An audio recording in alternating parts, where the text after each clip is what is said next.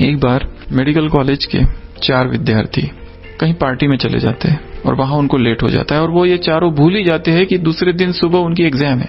और जब पार्टी पूरी हो जाती है और रात को 12 बज जाते हैं तब उनको याद आता है कि अरे हमारी तो कल एग्जाम है, हम क्या करें, हम क्या उत्तर देंगे। तो वो एक युक्ति रचते हैं, क्योंकि उन्होंने पढ़ाई तो की नहीं होती है, तो वो सोचते हैं कि हमें कम से कम 2-3 दिन मिल जाए पढ़ने के लिए, तो हम अच्छी पढ़ाई करेंगे और फिर एग्जाम देंगे।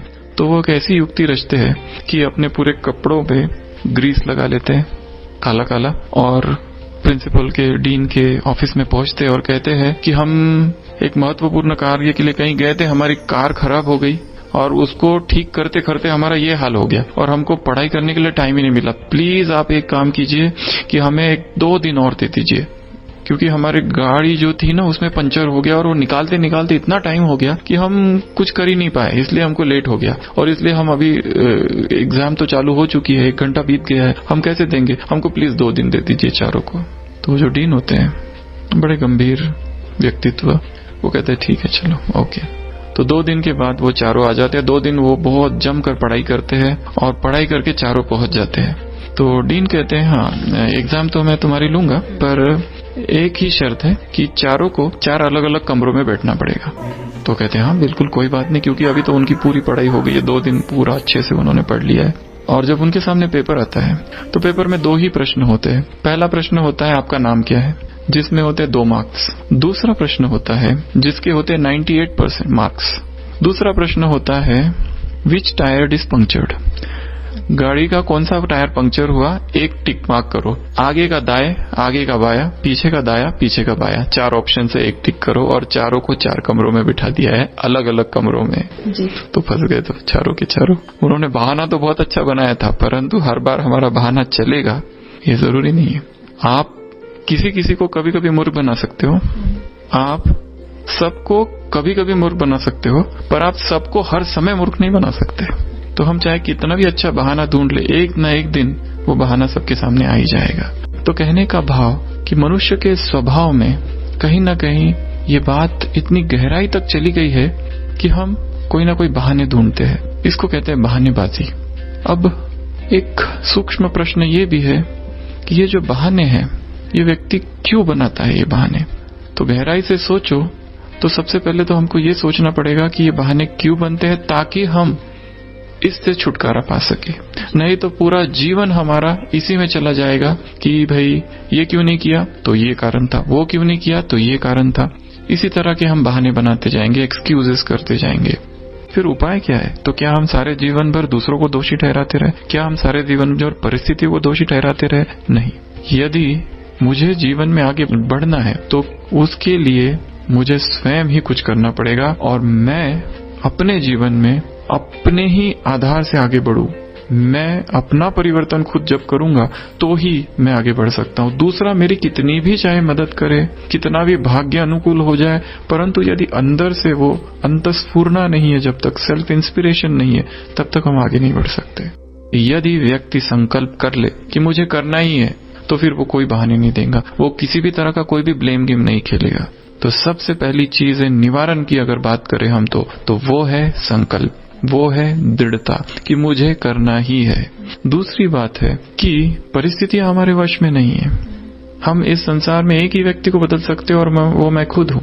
किसी सूफी संत ने बहुत अच्छी चीज लिखी है। वो लिखता है कि जब मैं बहुत छोटा था सोचता था सारी दुनिया को बदल दूंगा, बहुत कोशिशें की, थोड़ा बड़ा हुआ, फिर पता चला कि मैं दुनिया को नहीं बदल सकता। मैं एक काम करता हूँ, अपने समाज को बदल देता हूँ, जिस समाज में मैंने जन्म लिया। फिर बहुत समय इसमें लगा दिया और थोड़ा बड़ा हुआ, प्रौढ़ हुआ, फिर पता चला इस समाज को बदलना बहुत मुश्किल है। मैं एक काम करता हूँ, मैं अपने परिवार को बदल देता हूँ। ये सब मेरे वश है। मेरी पत्नी, मेरे बच्चे, इनको तो मेरी सुननी ही चाहिए, क्योंकि मैं तो इनका मालिक हूँ ना। और फिर वो लिखता है अभी बूढ़ा हो गया हूँ, अब पता चला मैं तो परिवार को भी नहीं बदल सकता और अब तो बहुत लेट हो गया है, परंतु मैं एक व्यक्ति को तो जरूर बदल सकता और काश मैंने उसे पहले बदल दिया होता, और वो एक व्यक्ति मैं खुद हूँ। तो दूसरी विधि कहो या दूसरी चीज जिससे निवारण हो सके वो है स्व परिवर्तन। मुझे अपने आप को बदलना है। तीसरी बात, जैसे हमने कहा कि बहाने हम क्यों बनाते, क्योंकि हमारे अंदर कोई असमर्थता है, इसलिए बहाने बनाते। तो क्यों ना हम अपने आप को खुद ही शिक्षित करें, खुद ही प्रशिक्षण दे, सेल्फ टीचिंग, सेल्फ लर्निंग, वो सारी स्किल्स जो हमें नहीं आती है हम सीखे। कोई हमें कहे कि भाई तुम कंप्यूटर पे टाइप कर दो, तो हम कहेंगे नहीं, मैं तो टाइप नहीं कर सकता, मैंने तो कभी किया ही नहीं है काम। अगर हम इस तरह के बहाने देंगे तो कभी नहीं कर पाएंगे। हमें याद है पुष्पा रानी दीदी थे, ब्रह्मा कुमारी संस्थान की, अभी तो उन्होंने कुछ समय पहले शरीर छोड़ दिया। वो नागपुर के हेड थे और एक बार ब्रह्मा बाबा ने उनको एक काम दिया था सिंधी टाइपिंग का। अब उन्होंने तो कभी की नहीं थी सिंधी टाइपिंग, पर बाबा ने कहा है, इसीलिए उन्होंने वो करना चालू किया और बाबा ने 15 दिन का समय दिया था, वो 7 दिन में टाइपिंग सीख गई, क्योंकि दृढ़ता थी। तो हमारे अंदर जो भी स्किल की कमी है हम उसे भरने का कोशिश करें, उसमें परफेक्शन हासिल करें। वो डांस भी हो सकता है, वो म्यूजिक भी हो सकता है, वो भाषण देने की कला भी हो सकती है, वो एंकरिंग हो सकती है, वो किसी प्रोग्राम का आयोजन करना हो सकता है, कुछ भी हो सकता है। वो एग्जाम में अच्छे मार्क्स लाना हो सकता है, स्टडी स्किल्स हो सकती है, कुछ भी।